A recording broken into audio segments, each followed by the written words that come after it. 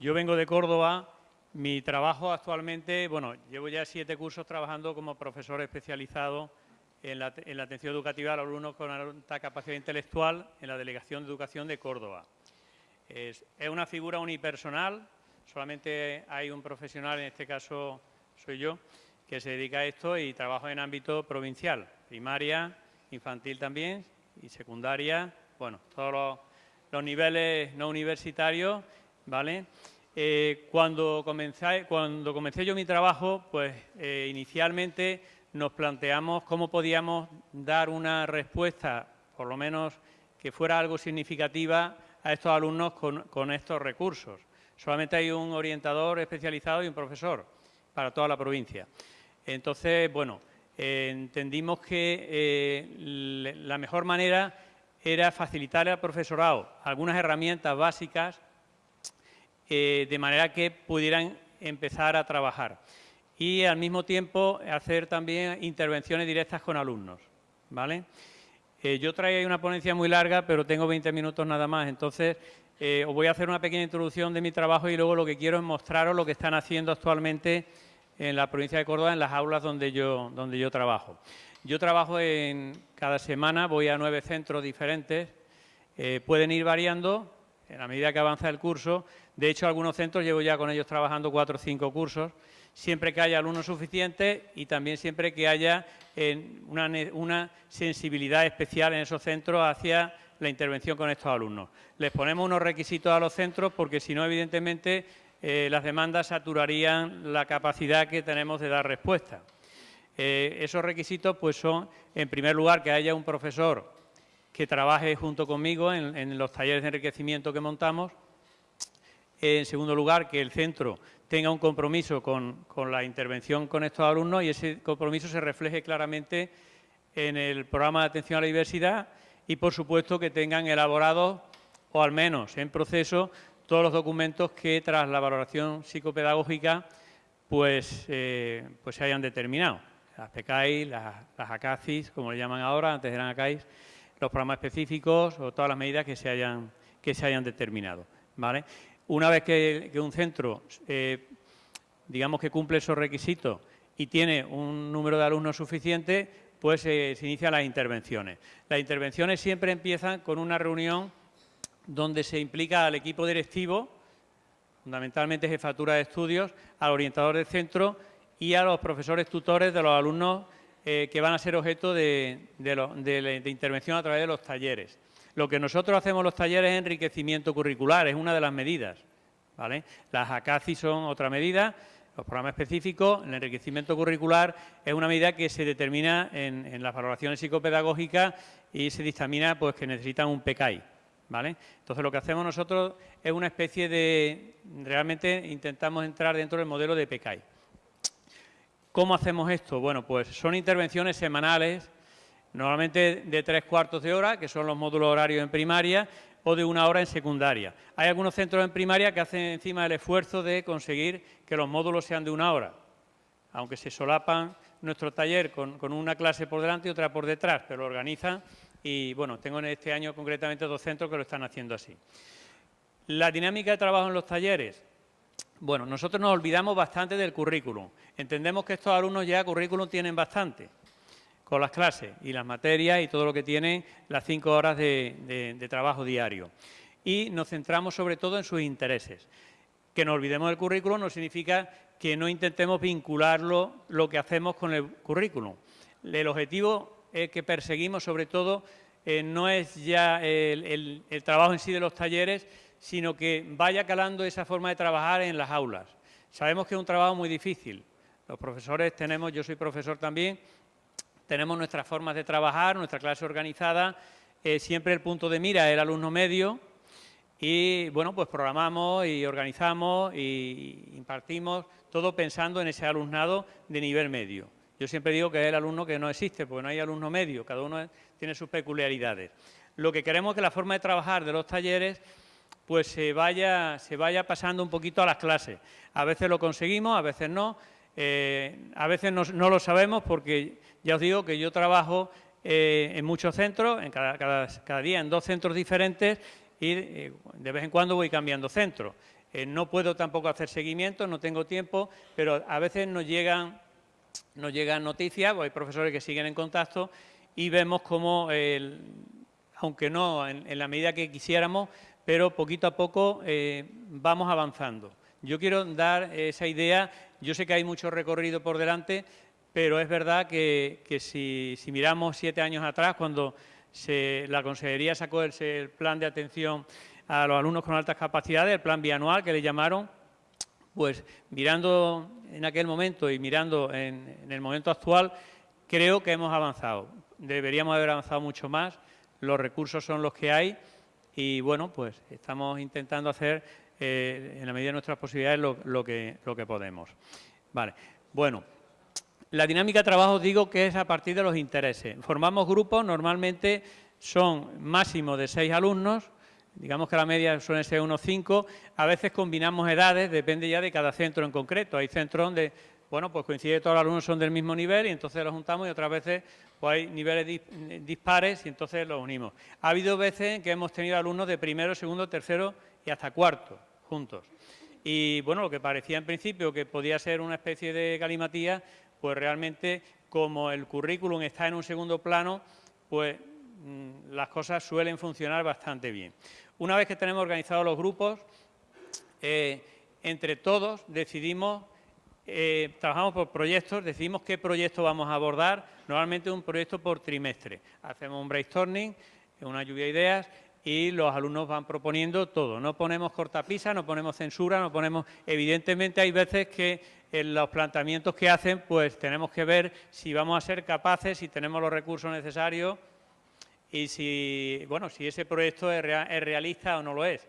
Digamos que los profesores que estamos en el taller, que siempre, como he dicho, somos 2, pues modulamos un poco y dirigimos el tema de la elección del proyecto. Una vez que se inicia el proyecto, pues el trabajo es totalmente en equipo, repartimos tareas, exponemos el avance y al final siempre buscamos un resultado que sea visible, que sea palpable. Y ese resultado lo presentan pues normalmente en una clase o en varias clases del centro o en un panel y después pasan por allí algunos alumnos y se les explica. Esa siempre es la fase final, ¿vale? Pretendemos trabajar por una serie de cuestiones que normalmente en las aulas pues quedan un poco relegadas por la presión de los horarios y de los currículos. Los profesores están muy presionados por el tema, en primer lugar, de la cantidad de materias que tienen que impartir, de la densidad de los currículums y del horario reducido de los módulos que se han quedado ahora mismo en 45 minutos, que desde mi punto de vista pues algo que creo que fue un error, pero bueno, ahí estamos, ¿no? Entonces, nosotros también tenemos esas mismas limitaciones. Bueno, ¿por qué decidimos siempre, por qué exigimos a los centros siempre que hay un profesor en el taller? Ha habido centros que han intentado que hagamos intervenciones directas sin profesor. Ahí hemos sido muy tajantes siempre y le hemos exigido, de hecho ha sido el filtro que nos ha permitido dar respuesta a todas las demandas. No, hasta este momento no hemos dicho que no a ningún centro que quisiera intervención directa si cumplía los requisitos. Os quiero comentar esto también para que veáis cómo no es fácil para los centros siempre organizar la cuestión para cumplir con estos requisitos. El profesor que está conmigo en el taller es un profesor de centro, yo no soy profesor de centro, yo soy un profesor externo. Yo y la delegación lo que intentamos es que lo que se hace en el taller sea parte de la actividad del centro, no una persona que viene de fuera, está 45 minutos, se va y nadie sabe lo que hace. ¿Vale? Ese profesor es el que sirve de enlace con los tutores, con el orientador, aunque yo inicialmente también me entrevisto con ellos, y a partir de ahí pues puede haber un canal fluido de información. ¿De acuerdo? Bueno, pues os voy a pasar sin más dilación para que veáis lo que están haciendo estos alumnos y, bueno, pues sencillamente os hagáis una idea un poquito más concreta, ¿no?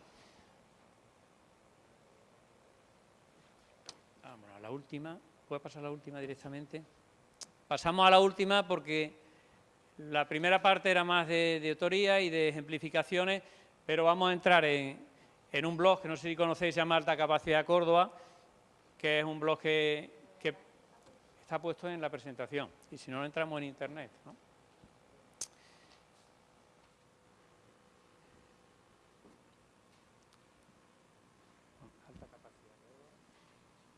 Bueno, aparte del blog de alta capacidad Córdoba, yo lo que os voy a mostrar es los blogs de las aulas de enriquecimiento. Cada aula de enriquecimiento tiene un blog donde vamos dando entrada.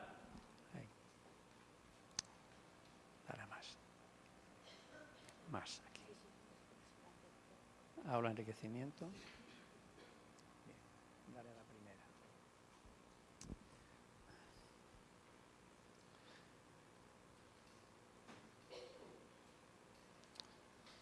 Bueno, aquí tenéis un ejemplo. Esto es un colegio de un pueblo de Córdoba, se llama La Victoria.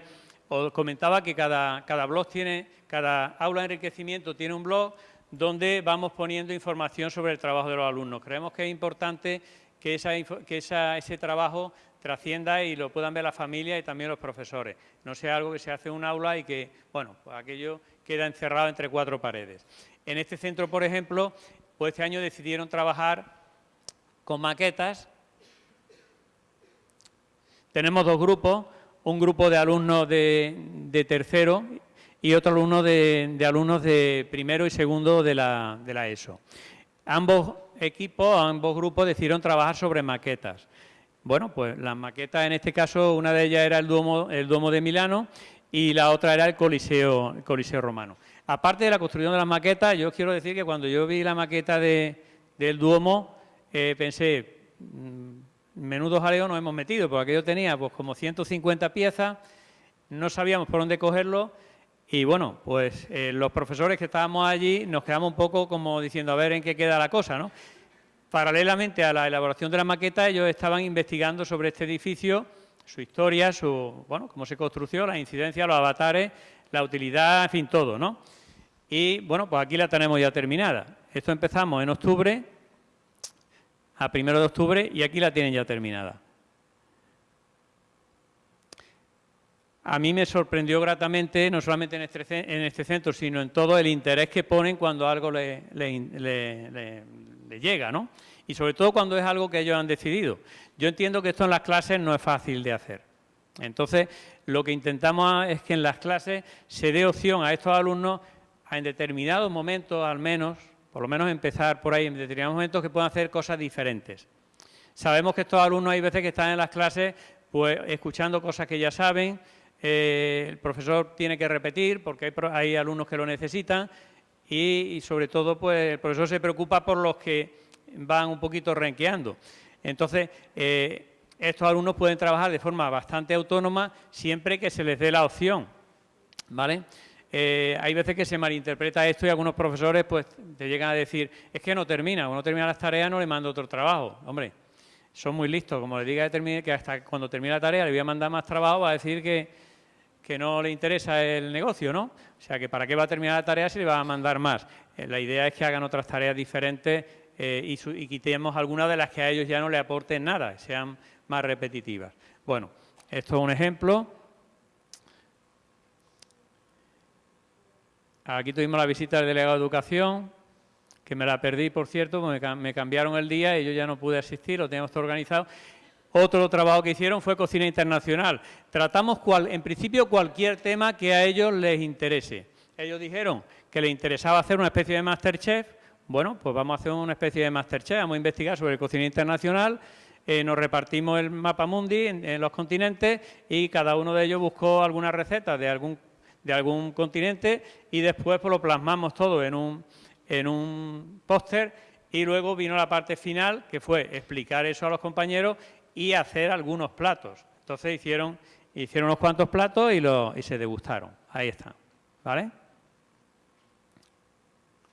Tapamos las caras porque ahora ya yo tenía fotos de los alumnos, pero en vista de la ley de protección de datos que nos dijeron que era delicado, pues me tuve que dar otro trabajo de quitar las fotos o de taparlas, ¿no? Aquí, por ejemplo, hicieron un trabajo sobre los minerales. Este fue el grupo de los más pequeños, esto fue el año pasado. Bueno, pues trajeron minerales que tenían en casa, estudiamos esos minerales, hicimos una ficha de cada uno, hicieron un panel y, bueno, pues lo explicaron a sus compañeros, ¿vale? Descubrimos cosas que ni siquiera los profesores muchas veces sabíamos. Ellos traían informaciones que yo a lo mejor pues, en muchos puntos desconocía, ¿no? Bueno, ahí tenéis ese ejemplo. Vamos a pasar a otro cole.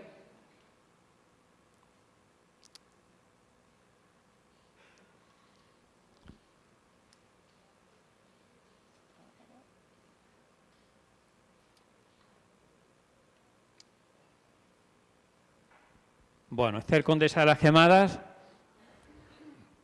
Este es de Córdoba Capital. Este fue uno de los primeros colegios donde yo empecé a trabajar.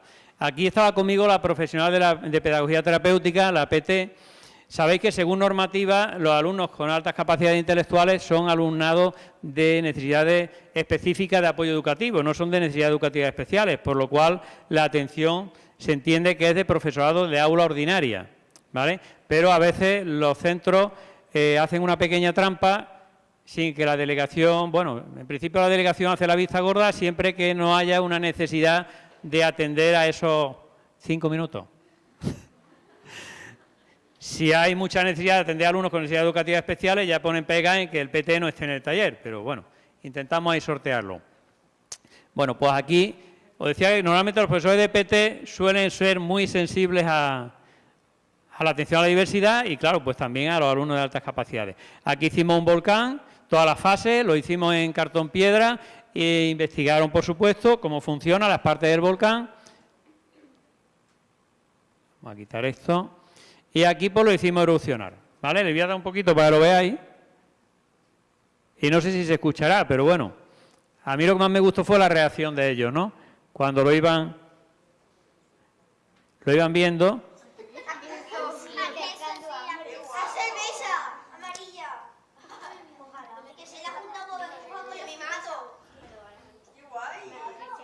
Fijaros que, claro, esto es una simulación. Esto nos lleva un trimestre entero. Lo bueno que tenemos aquí en los talleres es que no tenemos prisa. Entonces van trabajando al ritmo que ellos pueden, que podemos, todos. Hay veces que nos meten una excursión y ya pues hasta la semana siguiente, a veces la mayoría de los profesores son muy responsables con esto y entonces respetan que no haya exámenes, que no haya... Pero hay veces que nos meten un examen, entonces hoy faltan 2 porque es que tengo un examen.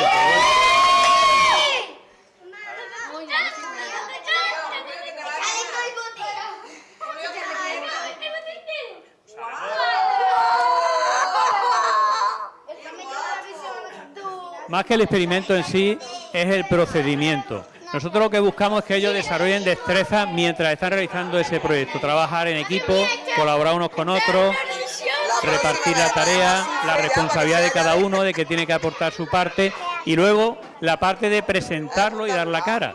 Hay algunos, yo se mando casos de algunos alumnos que le ha dado un ataque de nervios y se han negado. Y ha habido que sacarlo fuera y hablar con ellos, tranquilizarlo un poquito, dejarlo para el último, para que presente también la parte que le corresponde. Algunos se ponen muy nerviosos, ¿vale? Normal también, nos pasa a todos. Bueno, si me da tiempo alguno más. Uno muy cortito. A ver. Vamos a poner este. Bueno, voy a poner uno de secundaria. Mejor.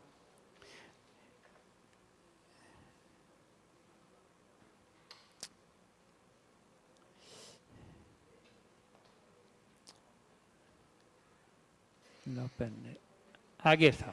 Bueno, los institutos son bastante, no quiero usar un adjetivo que me viene a la cabeza, pero bueno, es mucho más difícil implementar este tipo de talleres en los institutos, ¿vale? Yo entiendo también que la organización de los institutos, al ser tan grande, es mucho más compleja, pero a veces lo conseguimos. Este, por ejemplo, es un instituto de Córdoba, el López Neira, es un instituto que tiene la doble titulación musical, están los alumnos muy saturados. De hecho, este año solamente participan en los talleres 8 alumnos de 25, porque el resto han determinado la orientadora y las familias que están ya muy estimulados con la doble titulación musical, ¿no? Entonces, bueno, realmente de eso se trata, de que esos alumnos estén estimulados y no se nos aburran, ¿no? Bueno, aquí hicieron un blog y entonces cada uno tiene una sección, nos faltan algunas secciones de los alumnos que se han incorporado este año y cada uno va presentando sus cosas. El año pasado hicieron un trabajo que fue una encuesta sobre el uso del móvil. Ellos hicieron todo el procedimiento. diseñaron el cuestionario, seleccionaron la muestra, sacamos a los alumnos, tuvimos que hablar con un montón de profesores para organizarlo, fuimos a la biblioteca, pasaron las encuestas y luego trataron los datos y finalmente hicieron una gráfica, sacaron gráficas y extrajeron unas conclusiones. Una de las conclusiones que extrajeron es que no habían sido sinceros en la hora de rellenar las encuestas. Y por ejemplo, una pregunta que era, ¿te ha generado alguna vez un conflicto el uso del móvil en el instituto? La mayoría decían que no, que nunca. Y hombre, y sabemos que sí, que generan conflictos porque hay veces que suenan o que los tienen escondidos, que los usan, ¿vale? Entonces, este fue un trabajo que nos llevó prácticamente todo el año porque fue muy difícil dar comienzo al taller. Estuvimos hasta finales de octubre para poder comenzar el taller, porque había que atar muchos cabos, ¿vale? Pero bueno, este año continuamos y este año llevo 2 institutos, en un pueblo y en Córdoba. El resto son centros de primaria. ¿Ya? Bueno, poco tiempo, pero en fin, gracias. Hola, hola.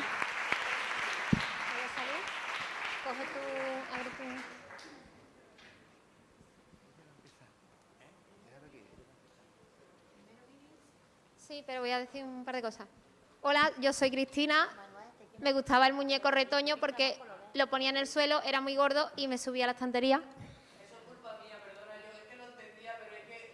No te preocupes, es una aclaración porque es que si no, no me hubiera elegido el retoño.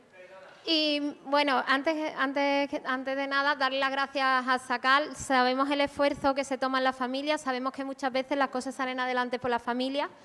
Y bueno, nosotros vamos a explicar lo que hacemos en un instituto de secundaria en el que hay 100 profesores, 1.200 alumnos, y lo digo un poco para abandonar un poco ese tono un poquito de desesperanza que le invade a las familias cuando se chocan una y otra vez con el sistema, o incluso de compañeros que también quieren implementar algún tipo de atención a con este tipo de alumnado y se ven que están un poco solos en su centro, etcétera. Entonces, nosotros vamos a explicar nuestro proyecto, ¿ya? Y bueno, vamos a poner un vídeo muy cortito, que es una especie de síntesis, y luego vamos a abarcar los aspectos fundamentales por lo que pensamos que el proyecto es implementable. Dime. No se escucha el vídeo. El proyecto pensamos que es implementable, que es realista y además lo contamos porque realmente estamos obteniendo resultados con los chavales. Que nosotros consideramos que hace una síntesis en general del proyecto y ahora vamos a explicar un poco pues cuál fue nuestro punto de partida y cuáles son las líneas de intervención básicas del proyecto, de manera que se entienda cómo lo hemos podido incardinar en la vida del centro y hemos podido hacer que verdaderamente en el centro las altas capacidades se aborden de otra manera. En primer lugar, tenemos que partir, y eso lo hacemos con los compañeros, de saber que esto es una exigencia legislativa. No es que nosotros nos inventemos que estos alumnos necesitan una atención, sino que está recogida en la ley y que cuando los padres y las familias lo demandan, pues es una obligación del profesor, igual que la entendemos muy claramente cuando lo que presenta el alumno es otro tipo de necesidad específica de apoyo educativo. ¿De acuerdo? Entonces, la LOMCE recoge pues esta finalidad de que llevemos a estos alumnos al máximo desarrollo personal e intelectual. No voy a hablar mucho en eso porque sé que todos estáis al cabo de la calle con lo de la normativa, pero bueno, el asunto es que nosotros estimamos que la normativa, las medidas que prevé son insuficientes, por lo menos eran insuficientes para nuestro punto de partida, porque nosotros, cuando empezamos en un centro que ya hemos visto en el vídeo de 1.200 alumnos, teníamos solo 4 alumnos. De esos 4 alumnos, solo la única chica que había encajaba en el perfil de lo que se espera de un alumno de altas capacidades, es decir, que tenía buenos resultados académicos, etcétera. Era la única alumna a la cual la mayoría de los compañeros veían como de altas capacidades. ¿Qué pasaba? Pues nosotros teníamos otros cuadros allí de problemas de tipo acoso escolar, de fracaso escolar bastante graves en los alumnos mayores y de acciones suicidas y bueno, ya problemas de más calado en un alumno de segundo de bachillerato, ¿de acuerdo? Entonces pensábamos que, bueno, que lo que preveía la normativa pues era del todo insuficiente y que se centraba en unos aspectos pues que no resolvían los problemas de estos chavales, que además tenían otro tipo de problemas, desafío a la autoridad, eran un poco disruptivos en clase, tenían conflictos no solo con los compañeros, con sus iguales, sino con los profesores. Además, se unía a esto un problema que era que claramente no estábamos sabiendo qué alumnos de altas capacidades teníamos en el centro. Claramente se está fallando a la hora de identificar estos alumnos. Y en la anterior diapositiva lo que dice la normativa es que hay que lo primero identificarlos. ¿De acuerdo? Esto se encuentra, pues primero, con un problema de presupuesto, porque es caro identificarlos y, claro, entonces, pues por ahí no se actúa. Y otra parte, y otro problema es que tenemos también dentro de nuestro colectivo una percepción extraña acerca de la identificación. Hay compañeros que piensan que a un alumno le sienta mal que le pongan esa etiqueta. ¿De acuerdo? Piensa que es contraproducente decirle a un niño que es de altas capacidades. Entonces, pues si juntamos toda esa serie de factores, tenemos con que en un centro, pues no es que no tuviéramos diagnosticados a todos los alumnos con talento simple ni complejo, es que incluso si nos circunscribíamos a la definición más estricta de superdotación, teníamos que tener pues 8 veces más alumnos de los que teníamos. Entonces teníamos ese punto de partida. Y ahora vamos a explicar muy brevemente también cuál es el enfoque y cómo entendemos nosotros las altas capacidades y qué es lo que ha fundamentado nuestro proyecto, sabiendo que de todas maneras ha sido un proyecto un poco hecho como a sentimiento, ¿no? mientras lo llevábamos a cabo. Hola, yo me llamo Santi y yo me voy a bajar un poco, ¿no? Porque si no, no veo esto. O aquí me pongo. Aquí estoy bien.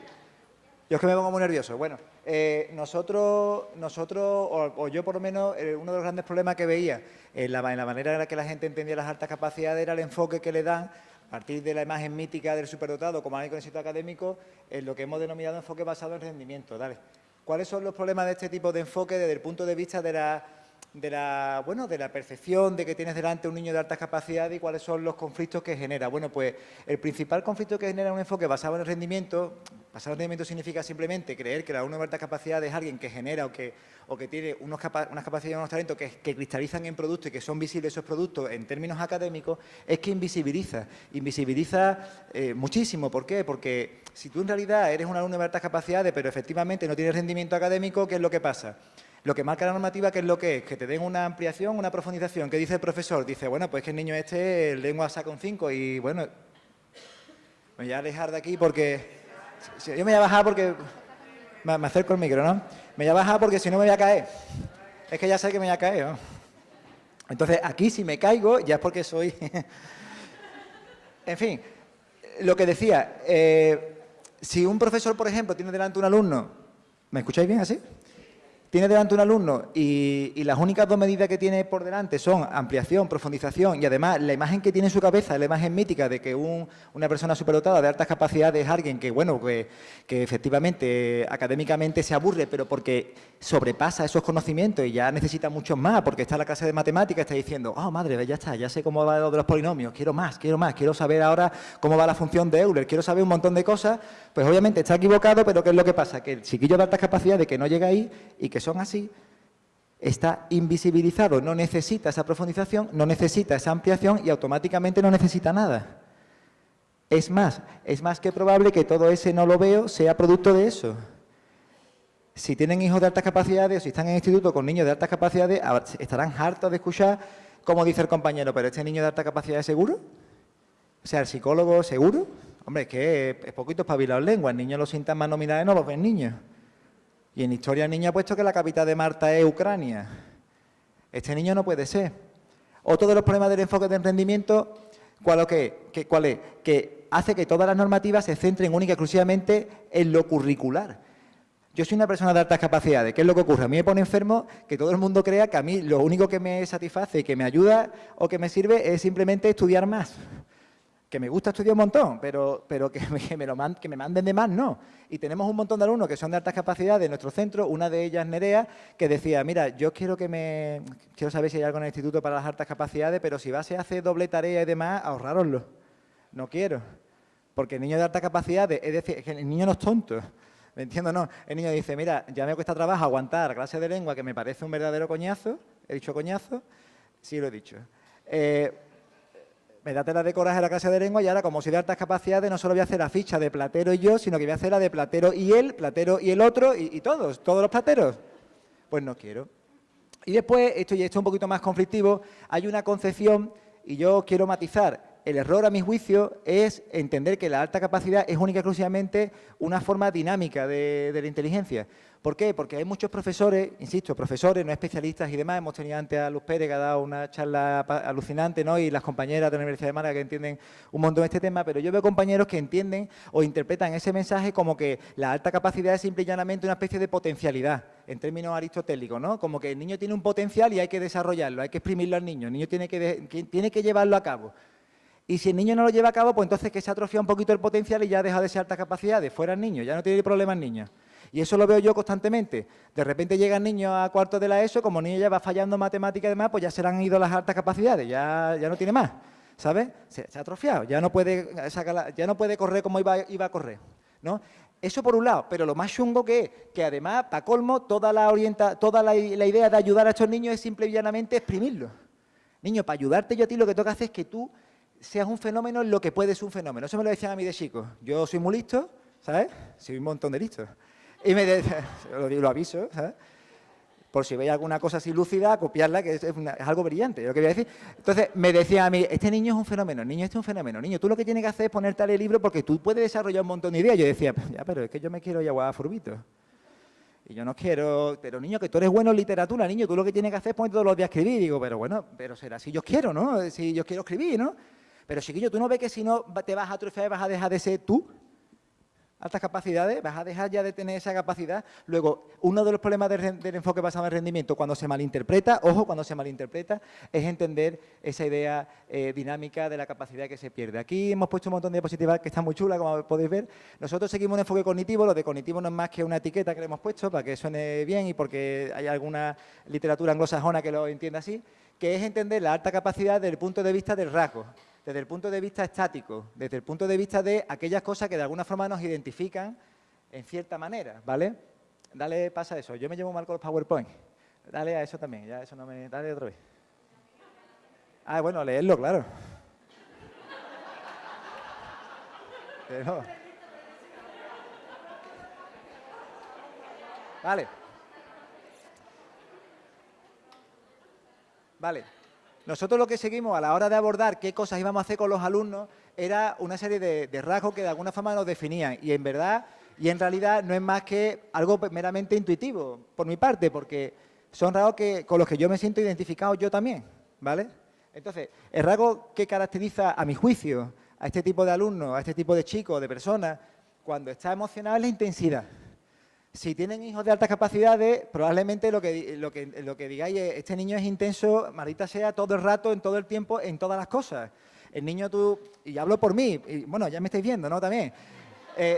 Tú coges al niño, a mí me coge de chico y me dice, mira, Santiaguito, mira este vídeo de Cosmos del universo, el Carl Sagan ahí hablando de los agüeros negros, no, de las galaxias, no sé qué, ya estaba el Santiaguito, estaba el mini Santi, estaba ya alucinando y diciendo, pues yo quiero el universo, pues me cogió un libro, me cogía otro, papá, el universo, no sé qué, no sé cuánto, mi padre, niño, por favor, papá, no sé qué, no sé cuánto, mira la naranja que te va a comer, es como el planeta está, no sé cuánto, vale, Santi, muy bien, mi alma, hijo, ya está, relájate. No, papá, porque no sé qué, porque fíjate, y si salimos no sé cuánto, niño, castigado, ¿por qué? ¿Por qué me castiga? No sé qué. Sentido de la justicia, eso es otro rasgo. Exacerbado, es decir, si el alumno de repente detecta, como yo comentaba antes, una arbitrariedad, algo que absolutamente no cuadra con lo que se había hablado y demás, ya puede tener la consecuencia negativa que tenga la intervención que la voy a hacer, la va a hacer. Esto pasa, ¿vale? Insisto, esto es intuitivo, es un rasgo fenomenológico que yo entiendo, que lo leo en cierta biografía y que me sirve para luego intentar primero explicar a los compañeros, cuando veamos la intervención con los compañeros, cómo pueden acercarse a estos niños y cómo pueden interpretar lo que es el movimiento disruptivo en el aula, ¿no? Más rasgos como la sobrecitabilidad, etcétera, ¿no? Y uno que me parece importante, porque a mí personalmente me ha afectado mucho y que también explica la forma en la que nosotros juntamos a los niños, ¿no? Que es la sincronía. yo tengo muchos compañeros, cuando les explico lo que es la sincronía, me harto de reír, porque claro, dice, claro, el niño tiene 3 años, pero tiene la mentalidad de un niño de 7, pero el cuerpo de un niño de 2 y las emociones de un niño de 3, esa es la sincronía, pero no pasa nada, porque cuando tienes 25 años, la diferencia entre un niño de 25 años y una persona de 30, como es muy poquita, pues ya ahí se cura eso, bueno, se cura. Por favor, no, insisto, no estoy patologizando esto, simplemente es una forma de hablar, ¿vale? Que quede claro, no quiero, ¿vale? Y tú dices, no, el problema no es ese, el problema es que para que tú entiendas la inmadurez del niño, lo que tienes que entender es que el niño está desarrollándose con esa sincronía constantemente, con lo cual, por ejemplo, y hablo en primera persona, yo, por ejemplo, no entendía el feedback que recibía del mundo en función de la complejidad con la que yo estaba entendiéndome y entendiéndolo. ¿Qué ocurre? Que yo en ningún momento voy a llegar a un punto en el que me cuadre con los demás, sino que automáticamente sigo desarrollándome con esa problemática, cada vez se va haciendo exponencialmente más intensa porque sigo sin entenderme. ¿Qué es lo que ocurre? Que luego cuando llego a la edad adulta, pues tengo pico y demás, ¿no? Soy muy maduro para unas cosas, muy maduro para otras, tengo una habilidad social que a lo mejor se me da muy bien, luego en otras cosas soy tela de raro, etcétera, ¿no? Entonces, nosotros le explicamos a los compañeros la importancia de que entiendan que traten al niño, en fin, como el niño lo demanda en ese momento, ¿vale? Y que no interpreten que el niño, una vez que llega a una cierta edad, ya automáticamente se ajusta, es una palabra que no un verbo que no me gusta, pero se ajusta, se cuadra, ya no hay ningún problema, ya los problemas son otros, etcétera, porque no es así. Porque en el fondo se ha desarrollado ya precisamente con esa entre comillas, tara, con esa deficiencia, ¿no? Dale a otra cosa de esta.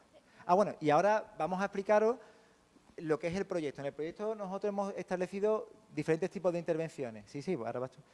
Una intervención con la familia, que la explica Cristina, una intervención con el profesorado y la intervención con los alumnos y dentro del aula, ¿vale? Ella va a explicar la intervención con la familia, luego seguiré yo explicando otras cosas, ¿vale? Bueno, a ver, la intervención con la familia no tiene un misterio muy grande. Nosotros lo que hicimos cuando empezamos el proyecto, nos encontramos que el del alumnado de altas capacidades, que eran 4, pues teníamos de cada uno un papel en orientación, no sabíamos nada de su vida. Entonces citamos a los padres. Y a las familias que les preguntamos, pues primero les quisimos saber cuáles eran sus demandas, que fue allí cuando detectamos que no estaban para nada preocupados por lo curricular, sino que la mayoría, por el curso que habían llevado sus hijos, sobre todo en los últimos cursos de primaria, que era donde se había torcido más la cosa, pues estaban preocupados más porque la preocupación de cualquier padre que ya se ha mencionado aquí, porque los niños fueran felices y fueran al instituto contentos y no fueran, en fin. También nos contaron su percepción sobre lo que había sido el tratamiento de las altas capacidades a lo largo de su vida escolar. Para unos, casi que la etiqueta había sido un baldón, que les había complicado más que solucionado. Una etiqueta que además les había costado que le pusieran a los chavales. La mayoría que habían sido diagnosticados después de haber empezado a plantear problemas en la escuela. Entonces, todo esto fue nuestro punto de partida. Además, las familias nos apoyaron en todo, nosotros le contamos la visión que teníamos de las altas capacidades, lo que pensábamos hacer. Y bueno, las primeras familias que entraron a formar parte del proyecto, lo cierto es que estaban muy informadas sobre el tema, pero luego, según avanzaba el proyecto, se han ido incorporando familias de nuevos alumnos y alumnas que hemos diagnosticado durante el curso pasado.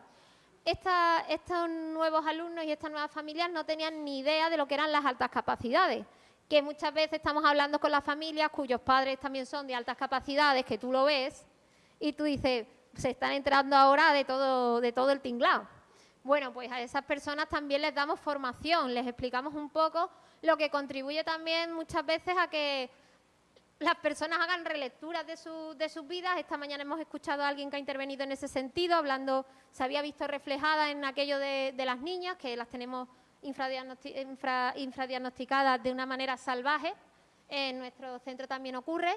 Y a las familias les facilitamos formación, les facilitamos información y además hacemos un seguimiento con sus hijos como de una doble tutoría. Lo comentaré también cuando hable de los compañeros. ¿Qué es lo interesante? Que tienen 2 vías para ponerse en contacto con el instituto. Una, más para lo curricular, para lo que recurren al tutor o a la tutora, y otra, que es más personal, que es con nosotros, que nos conocen más, y a través de la cual solucionan problemas también con los tutores. Nosotros nos reunimos periódicamente con ellos y además tenemos su feedback y además nos han contado las historias de verdad, que muchas veces A los compañeros hay que contarles las historias de verdad, porque tenemos un alumno muy alto, muy guapo, en segundo de bachillerato, que lo interpretan como un chulo por las intervenciones que hace, no las hace en ese sentido, pero claro, con esa planta y tal, les cuesta mucho saber, si no nos lo cuenta la madre, que es una manera que él tiene de comportarse porque ha sido acosado durante mucho tiempo, porque tuvo un problema en primaria y que cuando él echó cuerpo dijo, pues aquí yo puedo marcar mi territorio ya. Y que fue una respuesta defensiva a un entorno hostil. Bueno, pues es un poco lo que hace la familia. Voy muy rápido porque yo tengo que correr, porque Santi está aquí a tope. Y luego ya la intervención con el profesorado. Me van a sacar a mí lo de los 5 minutos. La intervención con el profesorado. A ver, esta es crucial. Primero, porque el profesorado, nosotros conocemos a los profesores porque trabajamos con ellos y son nuestros compañeros. Y cuando tú ves a un compañero que está vocacionalmente en un centro, que le gusta dar clase y que se preocupa por los alumnos, metiendo la pata con estos chavales, dices, bueno, ¿qué pasa aquí? Si está cayendo lo de todo el mundo, ¿cómo me puede decir que no ve las altas capacidades de esta persona? Es porque le falta formación igual que a cualquier otro. Entonces, ¿qué pasaba con los compañeros? Primero que había un aquietamiento total con las altas capacidades, a diferencia de con otras necesidades específicas de apoyo educativo. Aquietamiento total, ¿por qué? Porque con los que tenían fracaso escolar decían profundización, ampliación, lo que hemos visto en el vídeo. Y con respecto a la única que teníamos al principio, a Nerea, que iba divinamente, Nerea decía, quieto, no me mandes más. Ya tengo bastante del 1 al 8, no me mandes del 1 al 12, que es más de lo mismo. ¿De acuerdo? Si no me gusta, no quiero repetir. Entonces, la intervención con el profesorado para nosotros es la clave. Porque si nosotros estamos solos llevando a los alumnos de tapadilla a un sitio para hacer una especie de club de los 5 y petarlo 1 hora, pues está muy bien, pero eso no tiene ninguna traducción a nivel curricular. Entonces, nosotros esta misma semana hemos tenido la jornada de formación de este año en el centro. Nosotros explicamos, igual que lo estamos haciendo aquí, un poquito menos rápido, los rasgos, ¿no? Explicamos también, pues a cada uno, cuál es el perfil del alumno que tiene en su clase, con los equipos educativos, y también les damos pautas que los autores proponen y que nosotros ya hemos visto en nuestro trabajo con estos chavales, que funcionan para hacer actividades, pautas concretas. Desde lo más general, que la actividad suponga un reto, que esté centrada en sus intereses, les animamos a que les pregunten por sus intereses, a que los chavales le propongan a ellos actividades. Además, yo les digo, en el momento en que te propongo una actividad, tú hables y ahí conectéis y hagáis algo que os gusta, nada más que esa conexión va a cambiar la relación que tenéis en el aula, los dos. Va a solucionar. Como el primer año los resultados fueron muy buenos, la mayor parte de los compañeros cambiaron de actitud respecto a las altas capacidades. Tenemos ahí unos cuantos, estos sí que son resilientes, ¿no? Pero bueno, ahí estamos en la lucha y lo que hacemos también es una cotutoría. Nosotros no solo hacemos lo del aula de PECAI, que es como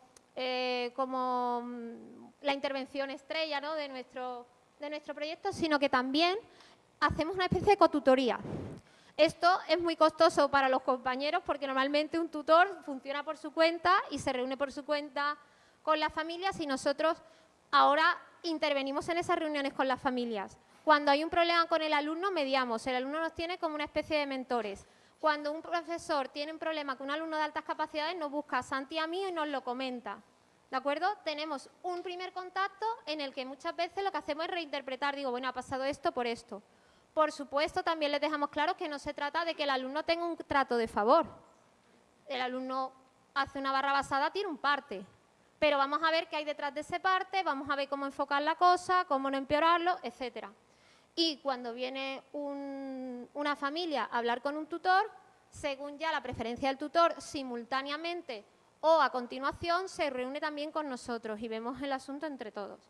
Y otro momento muy importante de la intervención con los profesores, además de formarlos, de ayudarles con las actividades, de darles pautas concretas, nos consultan las actividades que hacen con los chavales, etcétera.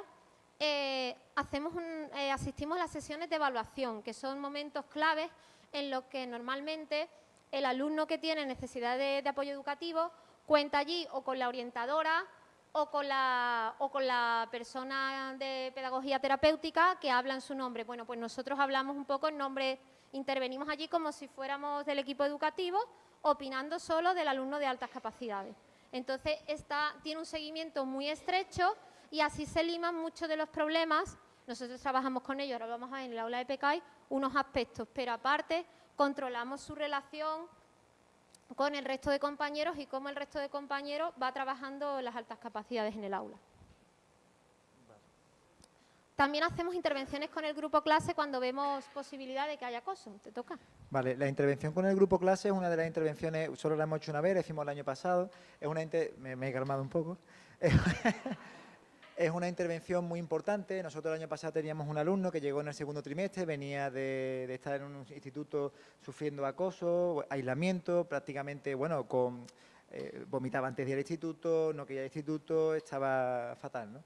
Y cuando llegó al instituto, que vino precisamente por el proyecto, porque la madre había tomado contacto con una asociación y se había informado de lo que estábamos haciendo en el Llanes y se le facilitó que se viniera al Llanes, este chico ya empezó en el aula a sufrir acoso.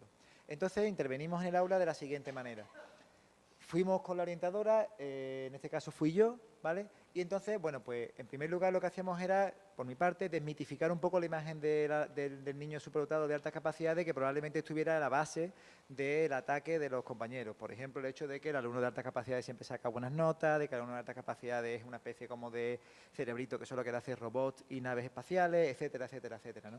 Y luego contaba, para que impactara en primera persona, cómo había vivido yo y cómo me sentía yo en la época o en la edad en la que estaba el grupo clase y el alumno en concreto, ¿no? Entonces explicaba por qué yo a lo mejor preguntaba mucho, en fin, intentaba explicar o trazar una descripción fenomenológica de lo que pasaba en mi interior cuando yo me comportaba disruptivamente o a lo mejor de lo que ellos entienden como reiterativo, pesado y demás, lo que ocurría en mi interior, de manera que el resto de alumnos pudieran ver, visualizar lo que no visualizan en el momento, que es intentar comprender a su compañero.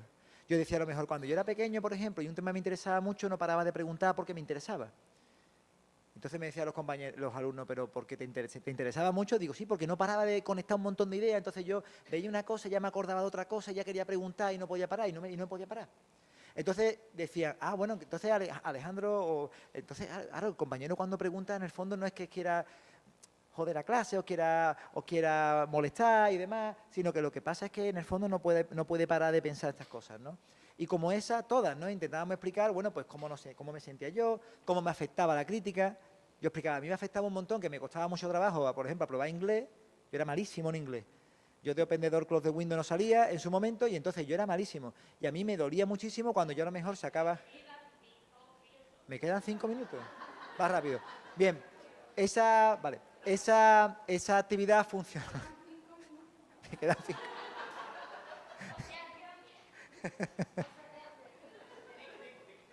Vale. Esta intervención cuando la hicimos y explicamos todo esto, luego pusimos en común los problemas lo que interpretaban mal los alumnos, los problemas que los alumnos veían con las intervenciones de este alumno de alta capacidad, para que también el alumno de alta capacidad tomara conciencia de cómo afectaba su comportamiento y demás, y funcionó al punto que, de alguna manera, ese acoso desapareció, los alumnos empezaron a tratarlo mejor y empezó a integrarse, ¿vale? Bueno, y vamos con la cosa estrella. Este alumno, este año, la madre se preocupa porque le han quedado 2. Se le ha quitado los tics, no vomita, tiene amigos con los que puede quedar, un niño que nunca le habían invitado a un cumpleaños en primaria. Entonces, la madre no lo puede contar, siempre quiere ir a hablar a la consejería donde sea, pero la verdad, no, es que siempre se pone a llorar cuando acaba. Yo también, eso es un espectáculo. Bueno, el asunto es porque al final con estos chavales ya casi que a veces yo digo, Santi, vamos a rebajar tono, parecen nuestros hijos. Bueno, el asunto, el aula de PECAI. El aula de PECAI es, bueno, pues el momento estrella, porque es el momento en el que sacamos a estos niños de su aula ordinaria, las que están con un montón de gente con la que, bueno, intentan empastar, y los metemos a todos juntos, que nosotros tenemos allí a gente de 22 años de los ciclos, que dejó y ha vuelto a estudiar, a chavales de 19 con una crisis en bachillerato, a niños que tienen casi 11 años porque han sido flexibilizados en primero de la ESO, a todos los metemos, a todos los que hemos ido identificando, porque los compañeros cuando se han enterado de los rasgos me han dicho, esta niña, niñas menos, este niño. Y los hemos ido, y la verdad, todos los que han visto los compañeros, de repente, pues todos, después de pasar los test, resultaba que efectivamente que tenían altas capacidades. Esto no va contra la filosofía de la escuela inclusiva, lo sacamos una sola hora como si fueran a la PT, al fin y al cabo tienen necesidades educativas especiales, de apoyo específico, es periódica, semanal, es grupal, fuera del aula ordinaria y va a lo largo de todo el curso. Eso sería un poco la naturaleza del aula. ¿Y qué hacemos allí? Bueno, pues antes no me he extendido mucho en las actividades que les proponemos a los compañeros porque ya hemos visto que todos los ponentes hacen cosas con los chavales un poco como las que nosotros queremos que los compañeros hagan con ellos. Y lo que hacemos en el aula de PECAI, pues también se parece mucho a lo que hacen otros ponentes con los chavales, con una diferencia. Nosotros en el aula de PECAI nunca nos planteamos terminar un proyecto, sino explorar, rebuscar y que puedan ser allí ellos mismos con total intensidad y que tengan esa hora pues para, aunque en el resto del tiempo les pedimos, bueno, pues no seas tan intenso o esto lo tenemos que limar y tenemos que aprender a hacer esto, pues en ese momento no hace falta, los entendemos como somos y estamos todos allí a tope. Entonces, el asunto es que hacemos sesiones sobre los rasgos en las que ellos se dan claves para llevar unos rasgos y otros, autopresentaciones, eso es un momento parecido a las terapias de grupo de las películas americanas en las que ellos conectan muy fuerte, actividades proyectivas, de autoevaluación, de autoconocimiento, actividades con expertos, hacemos muchas cosas distintas, ¿no? También en función de lo que ellos nos manifiestan que es su interés.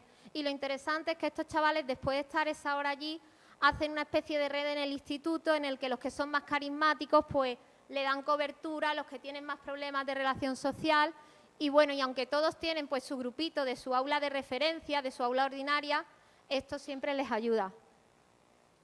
Y aquí va a explicar Santi una actividad simplemente en un minuto que define un poco cuál es la filosofía del aula de PECAI. Sí, bueno, de las actividades de antes, eso, decir que es muy importante ese conocimiento recíproco que ellos establecen. Cuando nosotros hablamos, por ejemplo, de a lo mejor un problema que nos surge por nuestra intensidad o, o porque en un momento nos hemos frustrado porque no hemos tenido un igual con el que hablar, al estar organizados con diferentes edades, algunos cuentan cómo han elaborado estrategias para resolver esos problemas, los más pequeños las captan, las cogen, aprenden esas habilidades, etcétera. Se crea, como ha dicho Cristina, una red, ¿vale?, de conocimiento y de autoconocimiento, etcétera, ¿vale?, etcétera. ¿Me habéis escuchado lo anterior? Sí.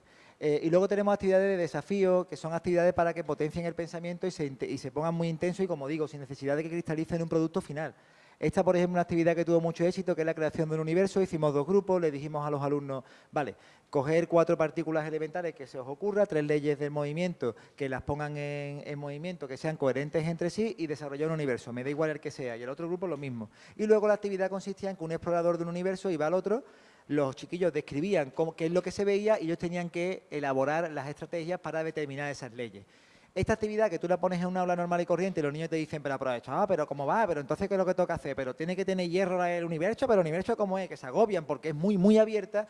En estos chicos, por ejemplo, los puso a pensar a un nivel de intensidad brutal, ¿no? Ellos estaban ya locos, pero vale, perfecto. Fue muy curioso porque no desarrollaron ningún universo, no terminaron de cuajar y de paralizar y eso nos sirvió para trabajar, por ejemplo, cómo a trabajar en grupo. La siguiente sesión decíamos, ¿habéis visto lo que ha pasado? ¿Os habéis dispersado y demás? Venga, vamos a concentrarnos y demás. O actividades como esta de muchos tipos. Los puentes de Cónivel, por ejemplo, actividades matemáticas, actividades de dilemas éticos que les gusta mucho. Hemos visto antes en el maravilloso proyecto de Guíame cómo que hacemos muchas cosas parecidas, ¿no? Como lo de la ONU, ¿no? Lo de que preparen, por ejemplo, yo qué sé, pues una suerte de trabajo ético, etcétera, ¿no? Y bueno, aquí acaba un poco, ¿no? Sí, un poco es eso. Los resultados han sido bastante prometedores porque el primer año hemos diagnosticado a nuevos alumnos. Estamos cada vez más cerca de lo que debería ser un poco ese 2-3% que deberíamos como mínimo tener, ¿no? Después lo que es la autopercepción y la comprensión de los problemas que tienen ellos muchas veces o de los conflictos que tienen con los demás ha sido cada vez más alta. El caso, por ejemplo, de Alejandro este año decía, yo ya sé por qué tengo problemas muchas veces en clase, porque vosotros tenéis 50 máscaras que os sois capaces de poner y de jugar con ellas y yo todavía no soy capaz. Entonces, claro, estoy todo el tiempo en modo Alejandro intenso y genero problemas. Me voy ya. Total. Bueno. Vale.